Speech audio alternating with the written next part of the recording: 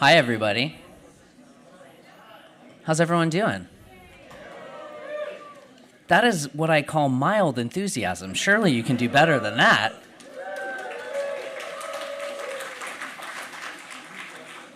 My only job here is to agitate for yelling in a library, so thank you very much. My name is Aidan Flax-Clark. I'm the director of Live from NYPL. I am thrilled that you are all here tonight. I'm thrilled that everyone is watching online as well. Thank you, wherever you are, for being with us. I have the distinct pleasure of introducing and then getting to speak with U.S. Poet Laureate Ada Limón and Caldecott honoree Peter Sís. That's right, give it up for him.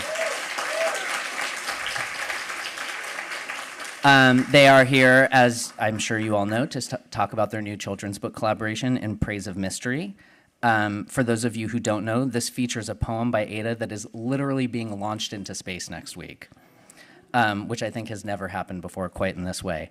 Hopefully you saw it's available for sale outside. I really can't encourage you enough to pick up a copy. You're going to get to see what it looks like tonight, and then you will see why.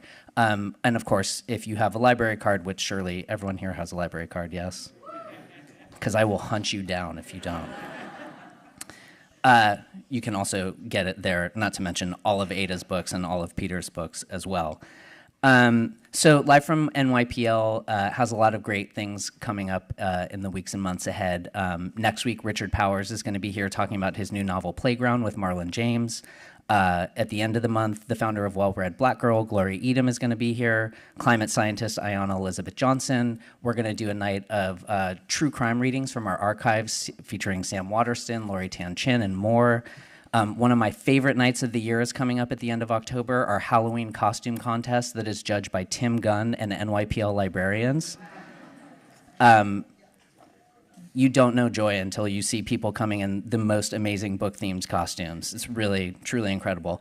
All of it you can check out at nypl.org/live. And if you are not on our newsletters yet, please get on. We have one called Connect and one called Events, and those are the best ways to find out about everything. Register. Everything is free, so you literally have no excuse not to be there. Please sign up, and we hope to see you again.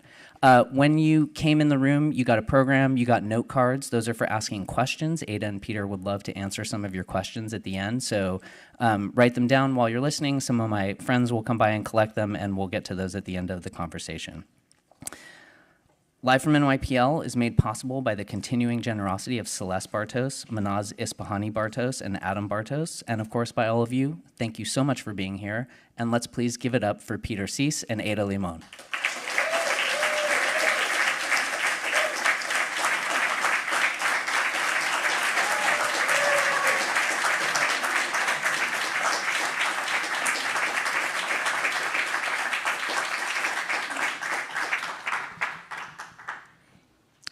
Hello again. It's been a while. Hello. Hello. Thank you so much for being here with us tonight. This is a true delight, and this book is, I mean, just so beautiful. The poetry, the imagery. And maybe we could just start with a reading of it, if you're up for it, Ada. I would love that. We'll begin.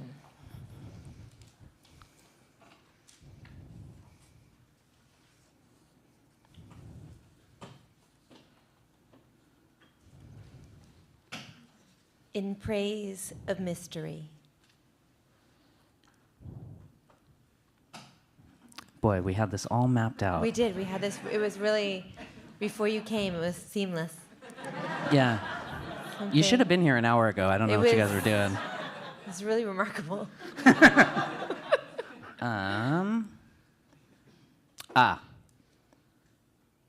Nope. It was really nice. Okay, well, perhaps you can just read this slide, and then we'll try and get to the rest later. Unless you guys want to watch me just click this button for the next 45 minutes. I'll read the poem, and then we'll start, and then hopefully we can get the slides going. Deal. Okay. Oh, I think maybe something's happening. Yes? I mean, I'm pointing at this like it's... Oh, there we here go. we go. Ah. We just When wanted in to give you doubt. some suspense, you know? When in doubt, turn it off and turn it back on again. Arching under the night sky, inky with black expansiveness, we point to the planets we know. Nope. Oh no. How sad. No. I can't even get back. But this is a beautiful image. Do you want to read the rest, and then we'll... Sure. Okay. Okay. Again, it's your fault for not being here an hour ago. I'm going to begin again.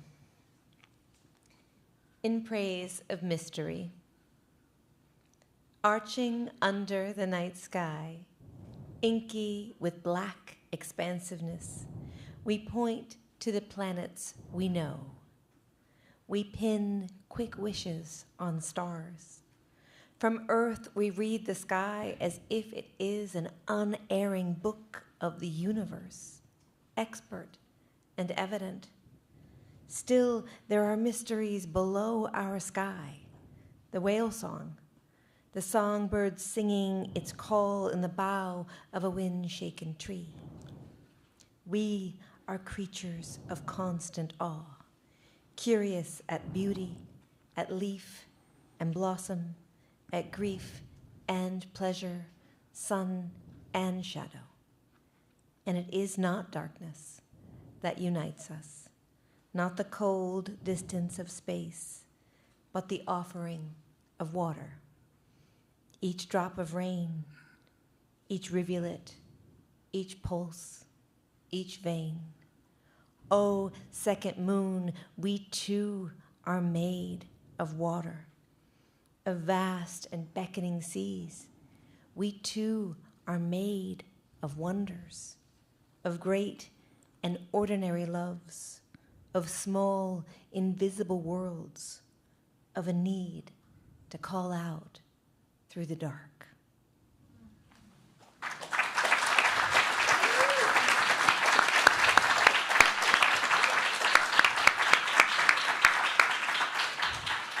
Beautiful all on its own, even without the beautiful imagery. Thanks. Thank you very much. Of course. So lots of people can say, you know, I'm the only this or I'm the only that. I think I'm the only Aidan Flax Clark who lives on the planet, but like, who cares? You can say you are the only person on the planet who has a poem of hers engraved on a spaceship. So my main first question, yeah. Most importantly, how often do you brag about that at cocktail parties? You'd be surprised how little I mention it to anyone. Yeah, I think that's a mistake. I did say it on the way here. The man who picked me up or opened the car door for me as I got here said, "You look lovely. Where are you going?" And I was like, "Well," and I just told him, and he got on Instagram, and he was like, "Wait, you're doing this?" And he was like, "And there's a launch." And anyway, it was very exciting. But very rarely do I actually mention it at all. I know. I mean, like every opportunity, if it was me, I would take it. I think it's a good thing to hold in your pocket when someone says, "Oh, you're a poet?" Like, that's a real thing. That's, you save it for that moment. That's wise. That's really wise. How and why did NASA approach you about this? How did this happen? They approached me in October of 2022 and asked if I was interested in having a exploratory phone call about a collaborative process. And the Zoom call was really amazing, and it was a bunch of folks that work on the Europa Clipper, and they said, would you be interested in creating an original poem that will go on the spacecraft to the second moon of Jupiter? It'll take 6 years to get there. It travels 1.8 billion miles.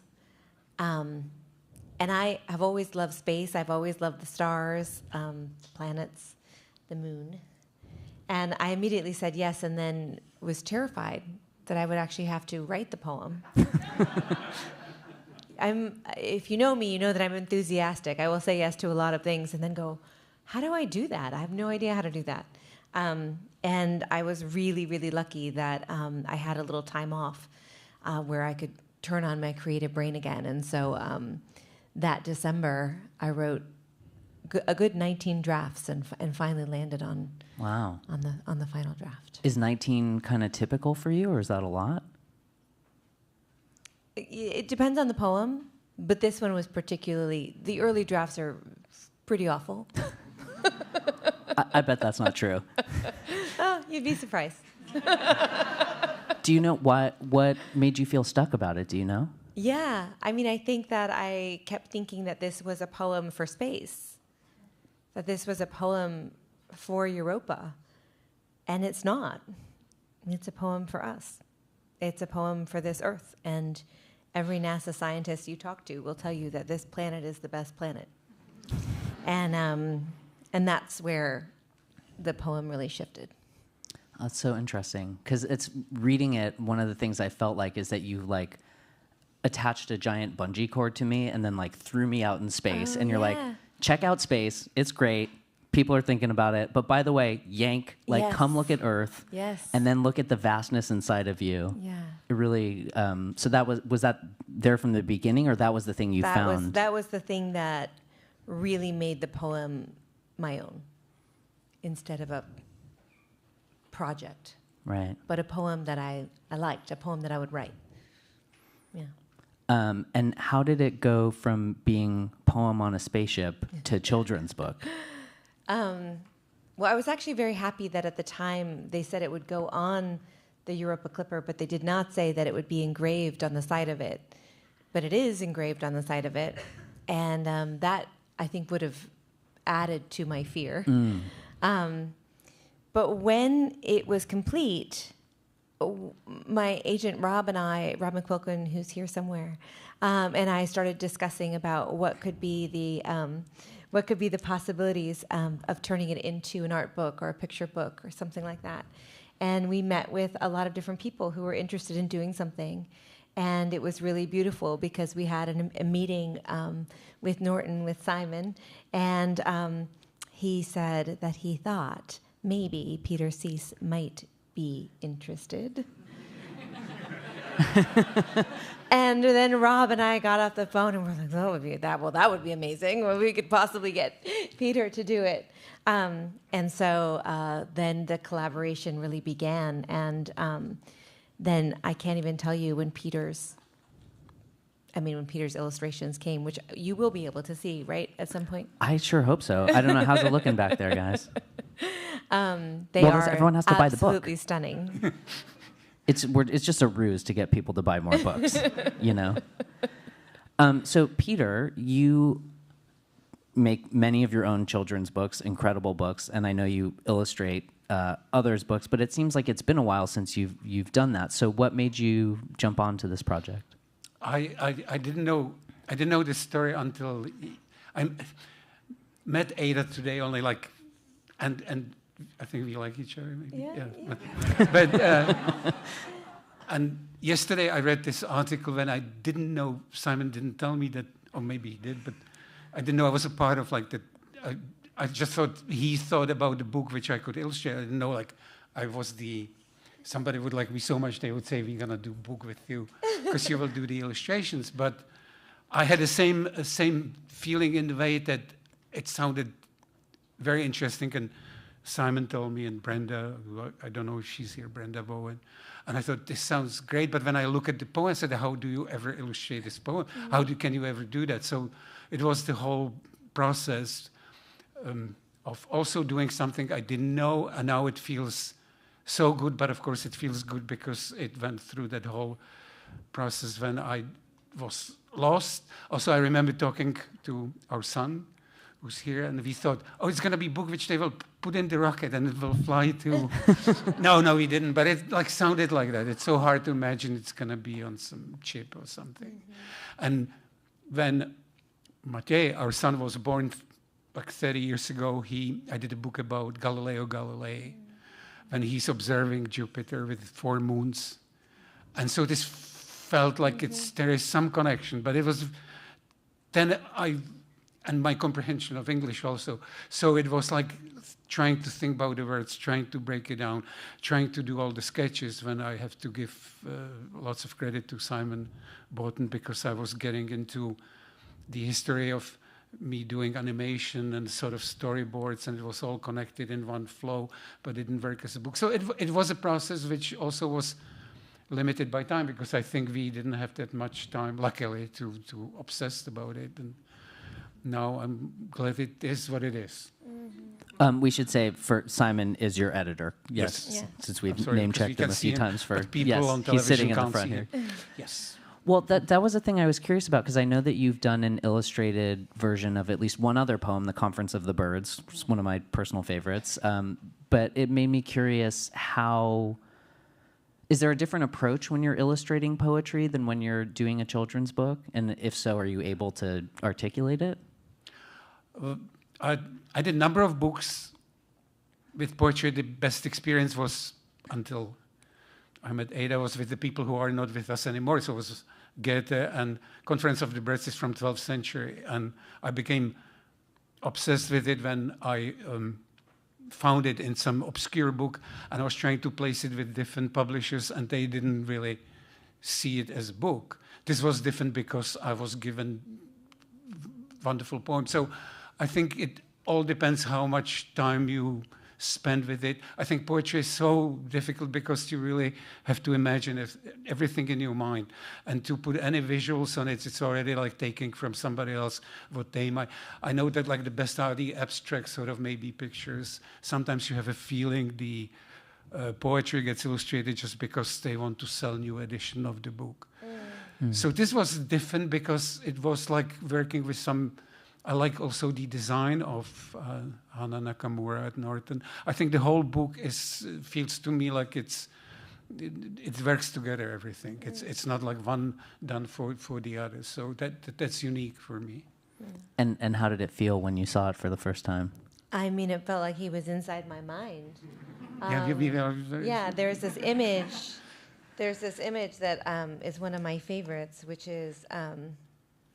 the very end, it has the full poem, but it's this little figure that's made up of stars. And when we got to that image, I thought, oh, it's me. This little Ada full of stars. And we didn't know each other. Yeah. And then I think also, if you know me, you'll know that I'm deeply obsessed with trees. I did a talk at the DC Public Library, and the woman came up to me afterwards and said, and the word tree was mentioned just the right amount of time. So apparently it's gotten around my obsession with trees. But there's this one slide here where we get to water, and I just gasped because all of these drops where it says, it's not darkness that unites us, right? And then it says, but the offering of water, each drop of rain. And inside each drop of rain, well, not every one of them, right? But many of them is a little tree. It's like there were some teachers who say, how many children will find out there are no trees in some of the... Like, how many mistakes did Mr. Sís make in this? I even said, they're in every one. And he goes, no, well, they're not in every one.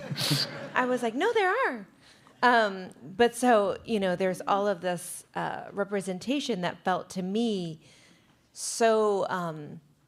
such a deep honor to experience, because it really felt like someone was seeing not just the poem, but also inside of me, the person who made the poem. So it's been it's just been really beautiful.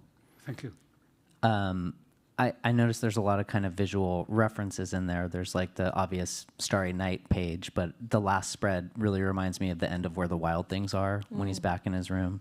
And I was wondering if that was a conscious effort or if it's just one of these things that comes out when you...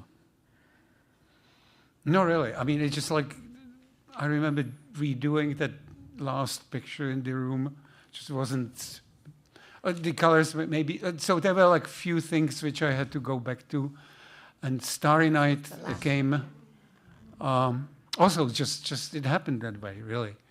And just by coincidence, I visited the grave of Van Gogh like this summer, and the place he lived in. It just became then I thought like I did something which I could almost then see after that. But the whole book also was, I have to say, came in the time when like maybe all the news were not great and things seemed bleak, and this book was... It was about libraries. It was about stars. It was about like the good things. I felt all of a sudden like this feels good to do this, and the book feels good like that. And it's hard for me to say because I grew up in the country when everybody said we are marching under the red flags. Everything will be good. So I don't like when people push it too much. But this book really is like a statement of, and I'm grateful for that. I do love that image at the end as well, and it reminded me of your poem. I think it's called Dead Stars, right? Yeah, where you talk about how we're all made of dead stars. Yeah. And, I mean, those stars seem very alive, but... They are. Can I ask you, well, one thing, so you've received other commissions for poems from time to time. Is there a different approach for you when you're commissioned as opposed to just kind of being inspired? Yeah. Very much so. I've said no to most asks and requests for poems, for occasional poems, primarily just because I don't think I'm good at them. You know, write a poem that commemorates this. It's just someone else is probably better at that than I am. That seems like a very particular skill. Yeah, I find it really not something I'm good at, and so this was one of the things that I said yes to. And I'm so happy I did. And then I said yes to the National Climate Assessment, writing a poem for the 5th National Climate Assessment, which is a huge document which honors all of the work from scientists and climate scientists and researchers in this country that are measuring how we are doing right now. And I find the work so important, and it just needed to be lifted up. And so I wrote an original poem that went on the front matter of that report. And then I wrote a poem about a forest because someone asked me to do what I can to save an ancient forest that's in threat of logging. So those were the 3 things I've said yes to, but for the most part, it's very difficult for me to attach myself to something that I'm not 100% all in, or it might be something that I wouldn't do otherwise. Yeah, that makes sense. I want to ask you about a specific thing in the poem, and you had brought it up already, which is water. So you have, I feel like, well, one of the things I love about this poem is that it kind of recapitulates a lot of your preoccupations that you come across in other of your work. Stars, the sort of grandeur of water, the gutting wonder of nature. But the water line, which you had read earlier, you say, it is not darkness that unites us, not the cold distance of space, but the offering of water.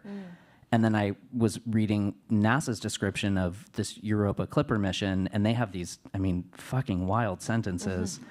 Evidence suggests that beneath Europa's frozen surface is a global ocean of water, and scientists want to find out if there's also the right chemistry and energy to sustain life.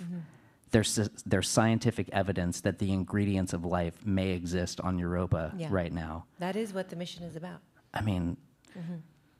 I'll stop swearing. It makes me want to swear. But how important was it for you that water was so central to this mission? You know, NASA gave me a couple of stipulations when I was writing the poem. And I shouldn't say stipulations, encouragements.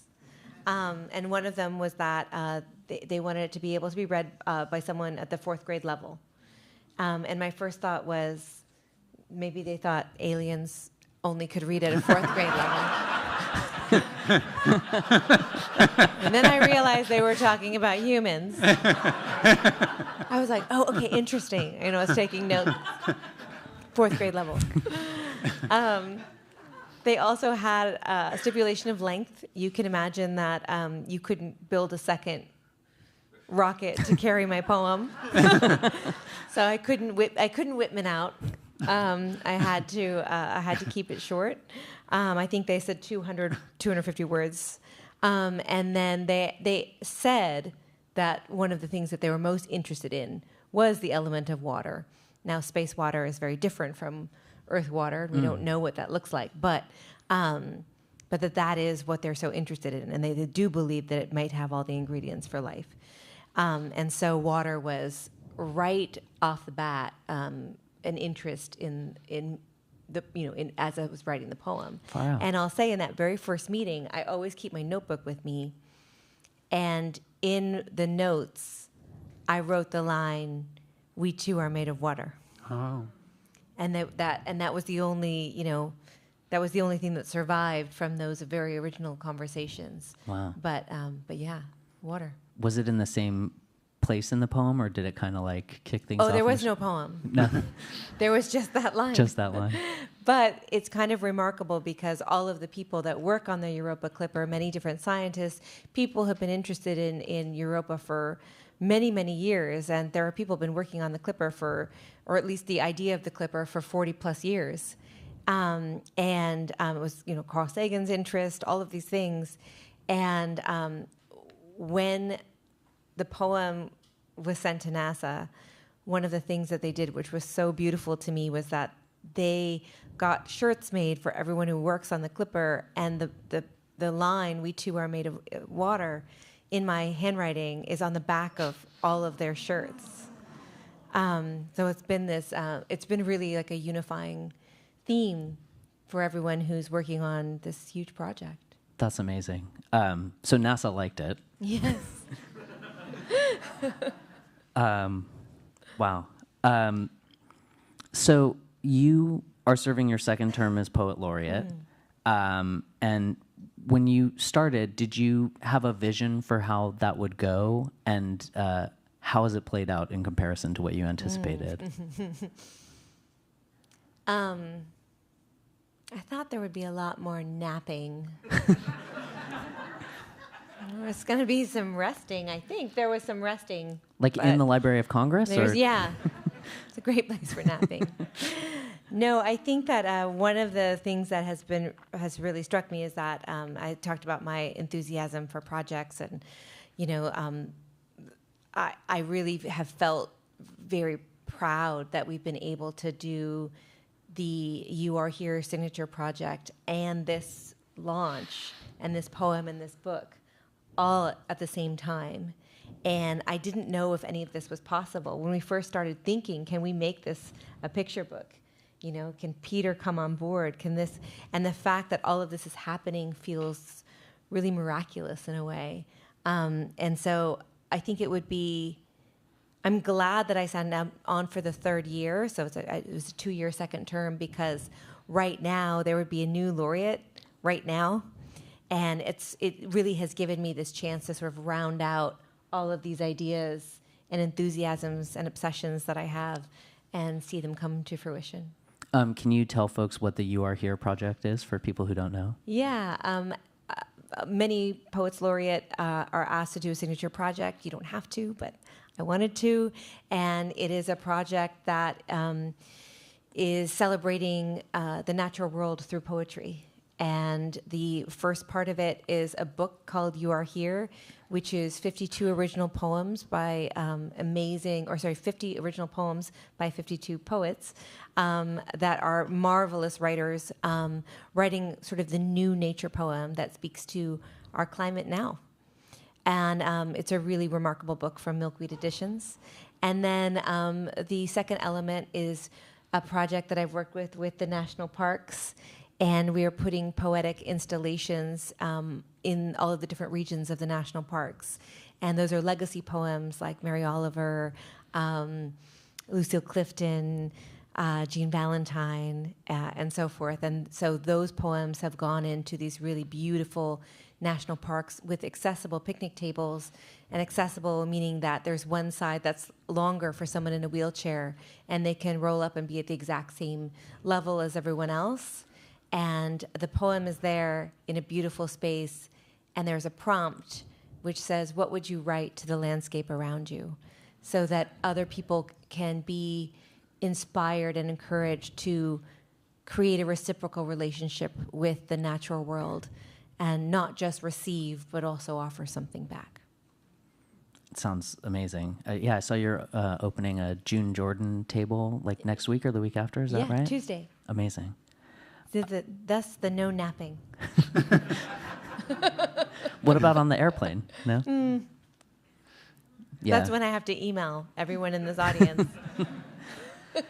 I was talking to some folks who are working in the NEA and the President's Council for Arts and Humanities, and they were talking about how their term continues through the next presidency, irrespective of who the president is. And your same situation. And I was wondering if you've thought about, are you going to laureate any different depending on who's the president, or will it not? Laureate's going to laureate. I think that, yes. I think there will be shifts made, the way that all of us will be made different by the outcome. Well, yeah, that is for sure. Do you have any thoughts about what that might mean for you, or just a wait and see? I think that some things will remain the same, which is that I believe in poetry and its power to unearth our full spectrum of human emotions. And I think that regardless of who takes power, poetry speaks back to that. And that will always remain the same. Yeah, it's like the Audre Lorde, poetry is not a luxury. Yeah. Is that the right? Yeah. Peter, can I ask you some questions about your work? Because I have many curiosities. Please, yes. I'm just like, I hope I have as wonderful response or smart. If you fail or disappoint us, I will let you know. It's never going to happen. So I was telling Ada and Peter that I've been doing kind of a deep dive of their work the last few days. And Peter, something I've noticed in your books is that there are labyrinths everywhere and compasses everywhere and kind of like circle stamps all over. Almost like another kind of signature. And I'm curious particularly what the interest in labyrinths is. Where does that come from? I think it happened in Circles. my childhood. Yes, it's everywhere. It is. But I think I grew up in the place where I was looking for the answers or getting out of some situations.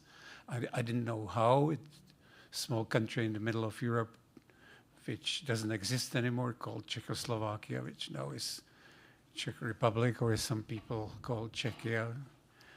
So I think it was just like, as an artist trying to find answers, but since I wasn't militant on anything, it was maybe more in tradition of expressing, being lost in the labyrinth, in the tradition of Kafka or people who grew up in that situation, which I'm always amazed by the spirit of America when somebody said we have to resolve this situation. So I'm still asking that question, and because I got those stamps made, I use them all the time. Because there are still lots of questions we didn't answer. So it's actually stamps. Some of it is stamps, some of it is labyrinths. Older I get, I use stamps because then I don't have to draw it. I mean, I think that's fair. And I should say, for anyone who's never seen it, Peter's book about growing up in Czechoslovakia, The Wall, is absolutely incredible. Really. Can't recommend it enough. And actually reading that book, something that I was curious about is that some of your books are like very much for kids, right? Like Ice Cream Summer is about a kid who's just eaten ice cream all summer long. Although even that has great research on the history of ice cream. But then a book like The Wall, or an incredibly beautiful book that you wrote, Nikki and Vera, which I'm going to start crying about just thinking about it, you know, are arguably as much for adults, if not, you know. So how do you choose when to write for kids, adults? Do you think about it in that way? I think I was trying to fit in. I was artist. I was always drawing since I was little. Then I got into animation because I was sort of protected by the darkness and making films and not having to explain what it means to the political elements, maybe. And that's how I came to America to make a film in Los Angeles. In '82, I had 3 months visa to make this film for Olympic Games.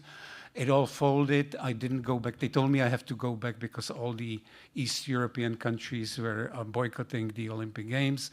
I wanted to finish the film. I wanted to stay, but I had no work. So I got, by coincidence, somebody who liked my work sent my art to Maurice Sendak in New York, and he called me in Los Angeles, and he said, "So you want to do children's books?" Which I didn't want to do, but if you broke, and he said, "What are you doing in the terrible place like Tinseltown, whatever you have to come to? If you want to make books, you have to come to New York." So I got a car, I drove across. I'm trying to do like a project about it now. So I drove to New York thinking they're gonna give me work right away. I found out I have to pay the rent, I have to. So I started to work for New York Times to do lots of illustrations, and I got into children's books. And I was trying to fit in without having really knowledge about American past, and so I was trying to find. First, I was given illustrations for other people. Then I got a chance to do my own books. I was doing books about how I feel as rainbow rhinoceros or whale, and I got more and more chance to do stories of my own because it was that time in the books when you still went to bookstores and lots of kids would come. Then things changed again. So I think also with our own children, that was for me like 10, 12 years biggest inspiration, that I could watch them and do stories about them. But then they grew up, and then I was like, how do I still fit into this world of children's books? So that was like the Ice Cream Summer was about that, like what is cheerful, what is about kids. But sometimes you can feel like you have to be born here to get that ice cream or something.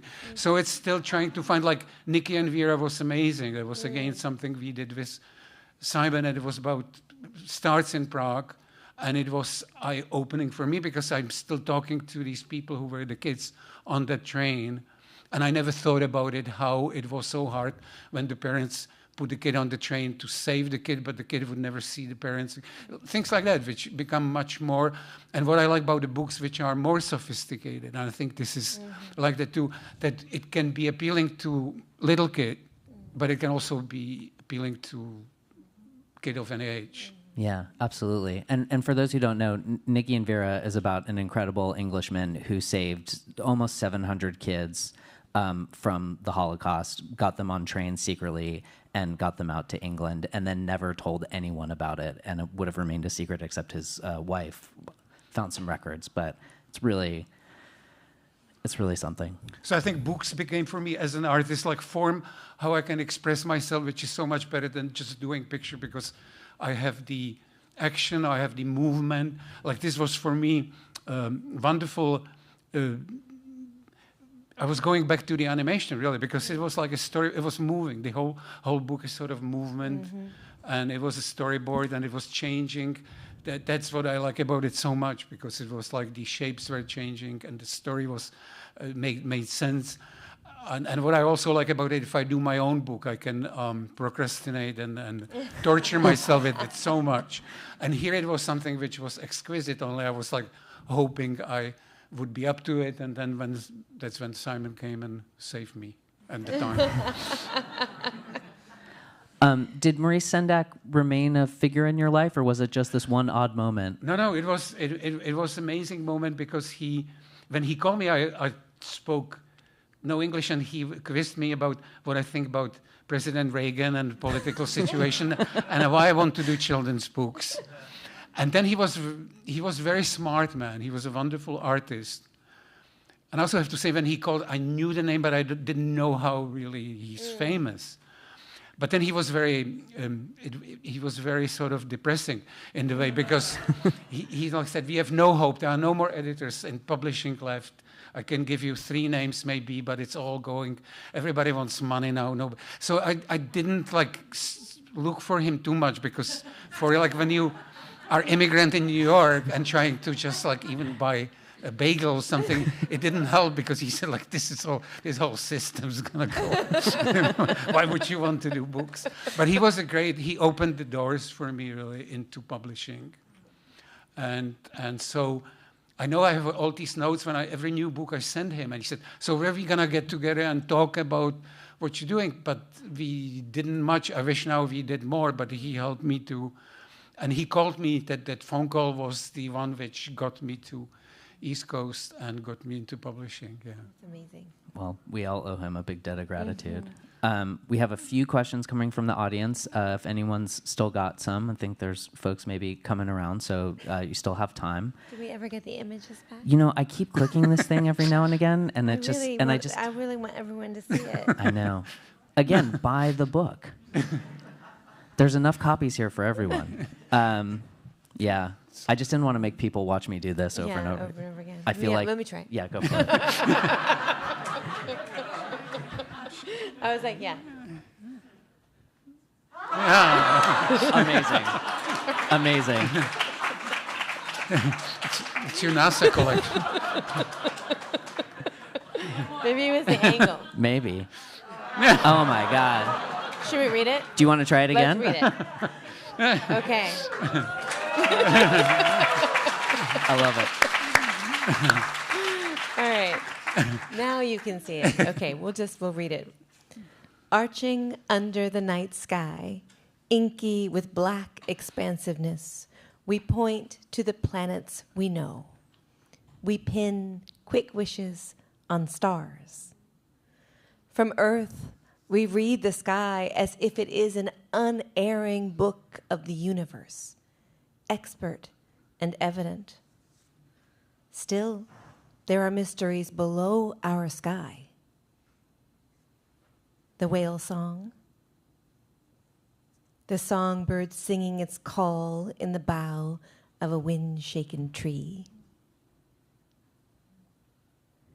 We are creatures of constant awe, curious at beauty, at leaf and blossom, at grief and pleasure, sun and shadow. And it is not darkness that unites us, not the cold distance of space, but the offering of water. Each drop of rain, each rivulet, each pulse, each vein. Oh, second moon, we too are made of water, of vast and beckoning seas. We too are made of wonders, of great and ordinary loves, of small, invisible worlds, of a need to call out through the dark.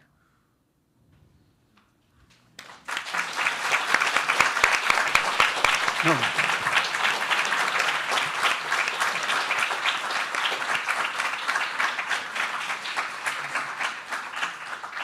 I didn't mean to show you up with this thing.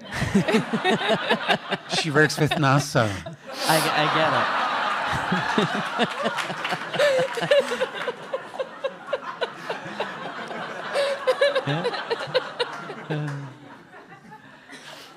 I'm going to turn to some audience questions.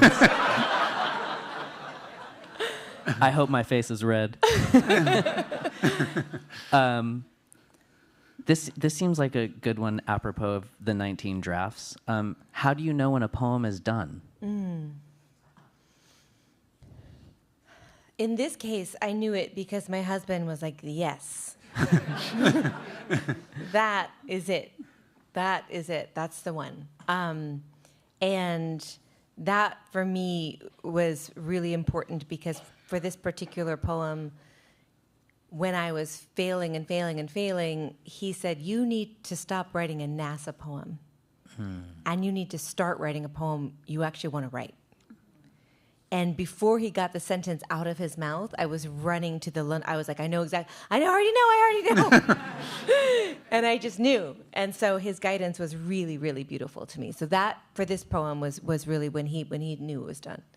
And for the most part, it's when I hear the musicality matches the images in a way that evokes the layers of emotion that feel complete with the idea.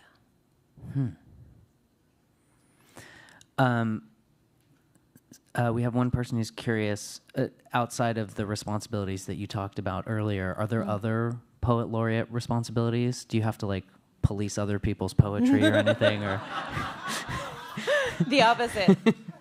The opposite. No, one of my favorite things that the laureateship position allows to do is I get to travel, and instead of having to really talk about poetry and preach about poetry, I get to listen to all the things that are already happening. There are so many poets that are working on amazing things right now. There's so many poetry writing groups right now. There's so many arts organizations in the schools that are doing amazing work. And I think one of the things that surprised me is that I actually just get to receive. And to be on the receiving end of good news is a remarkable thing for the soul. It's often feels hard to find lately. We had a couple questions here on the same theme. Words of advice for aspiring young poets, and one particular slant that this person had was, what words of advice do you have for someone who wants to share their poetry but is maybe unsure where to begin? And they also mentioned that they're a full-time worker and part-time poet and dreamer. Yeah. One of the things that I always suggest is to just get a few readers, even if it's 2 people that will read your work, and be able to start a small little community where you can just, what I call, do the proof of life, which is, I wrote a poem this week. And I can't tell you how good that is, as someone who has often always had a full-time job and still does. If you think that, Peter will tell you, this part is really fun. But the best part about making anything is making it. And so if you have a group of people that you can share those things back and forth with, whatever that looks like, and that will keep you going, and then hopefully from there you start reading journals, you figure out where you want to publish, and then you can start sending out to the places that you feel you really want to support. But it begins with that real cherishing of the making. Is that community that you had, is that still a part of your world now? It is. Yeah? It is. That's amazing. Yeah. I still have about 5 people that I send new drafts to every time they're done. So they were like, oh my God, draft 18 of In Praise of Mystery. Oh my gosh. We have every poet has one poem. It's called No, This One. No, this one instead. That's the title of every email. I love it. Yeah. Do you have a similar kind of community, Peter? I have, but I have somebody who I trust very much back in Prague, in Czech Republic.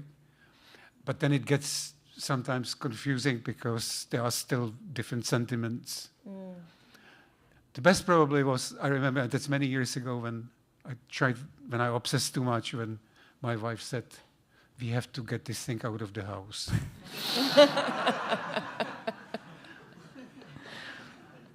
Sometimes I don't dare to ask about what do you think about this. Sometimes I just look and go, no, it's stupid. One of the things I wanted to just add, just because I think this is really beautiful, is that Peter delivered the final art, in person. Everybody often sends files, but he, I can't do that. he brought it to the office, and I just think that goes along with this idea that what's going, what has gone into this is all very human and made by hand. I write by hand, journal.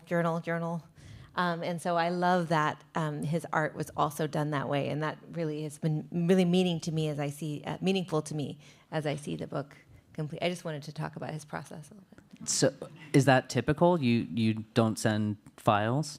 No.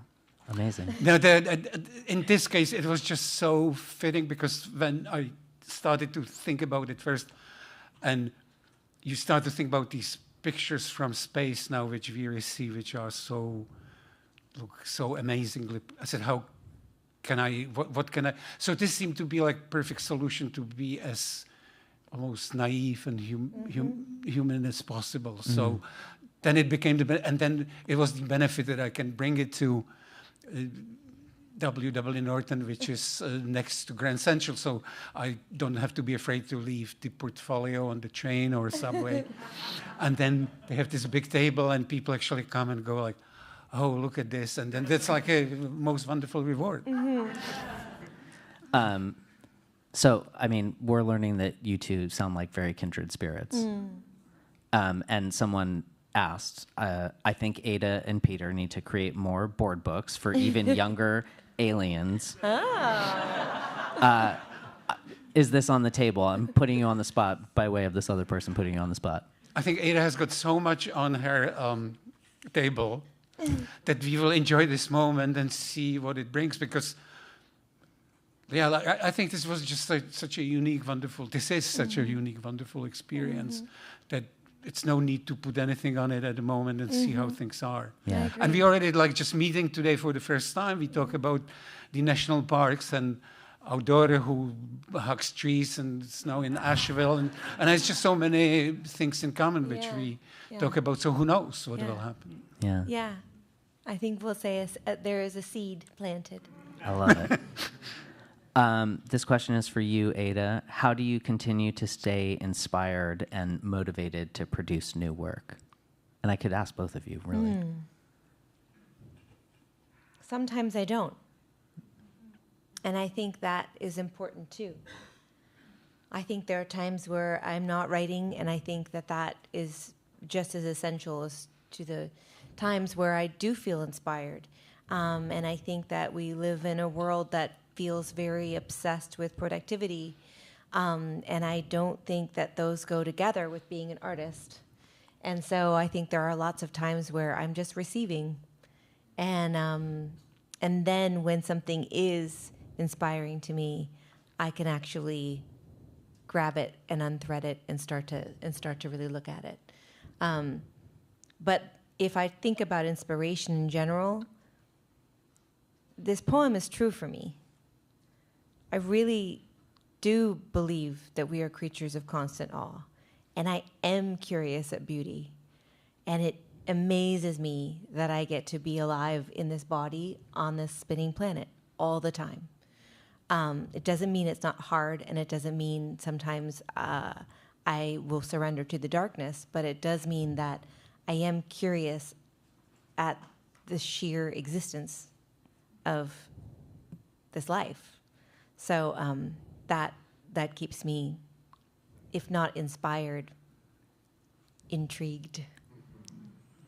I found it so inspiring that you people when they look at space, they're always like, oh, it makes you feel so small. But you were like, it seemed to say, you were saying it makes me feel so big, What about you, Peter? How do you? This was so beautifully said that I would be dealing with it as on the 4th grade level.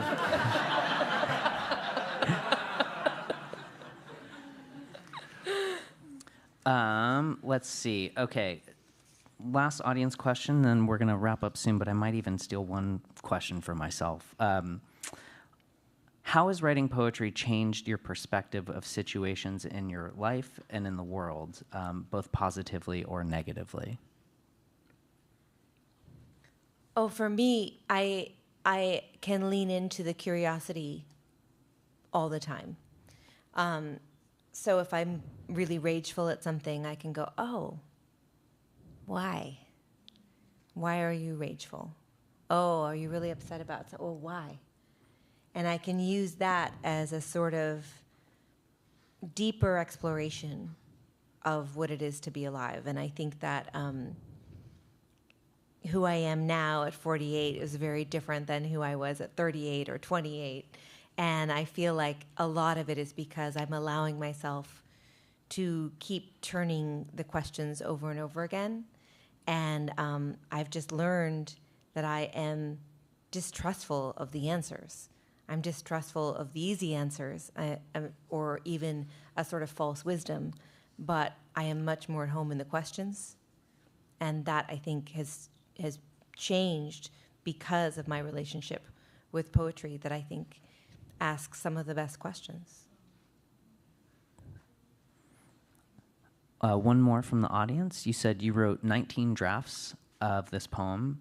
How different was each draft? Were they complete rewrites? And for you, how much weight does one word carry when you make a small shift? I was trying to think of as an example, but there was a couple times in the drafts of the poem where I just could not figure out what the right word was. And one of them was the songbird singing its call. And I was like, the songbird, and then I thought, oh, it has to do something else. And it was my stepdad, who I have a very close relationship, who's read every one of my poems, who wrote back, he's like, he's just singing. He is a songbird and he's singing. And it was so obvious, and it felt like one of those moments where the poet was trying to make it like, no, it's got to be a really active verb, you know? And he was like, you know, it's just singing. That is what it does, you know? And so I think that sometimes I can get wrapped up into the weight of a word and realize that it's less the word and more of what it's communicating. And I think that the repetition of song and singing is so beautiful to me, and I would have missed it if I was trying to make something that felt more, wrought. And instead it had to actually have some ease, and there's a lot of ease in that line. So I think it's less about the weight and more about the smoothness sometimes, the ease of a line, and how it can feel effortless, even though that was the line I had the hardest time with. It's so funny you say that, because having read so much of your work over many years in this compressed span of time, the one thing I noticed is that you've become much more direct and plain spoken in how you write. Yeah. And it's deceptive, because it's like it engages you in a way that like a lot of poetry doesn't, where like a lot of times, at least for me when I read poetry, I'm like, wait, what? I don't, I kind of like don't understand. And I immediately get what you're saying, but then there's like so many levels to dive under. Yeah. So is that a thing that you've wrestled with? Do you think about that? I think that I am not interested in poetry as an intellectual exercise. And I think that as a young poet, anyone who's interested in the craft, I think there was a lot of my work that I needed to prove, not just to others, but to myself, how smart I was. And now I don't really have any need to do that. And yet it grows wiser and wiser with each collection. All right, well, we are actually at time, so we're going to end it there. Ada, Peter, thank you so much for this beautiful book. Thank you so much. Can I trust you with this?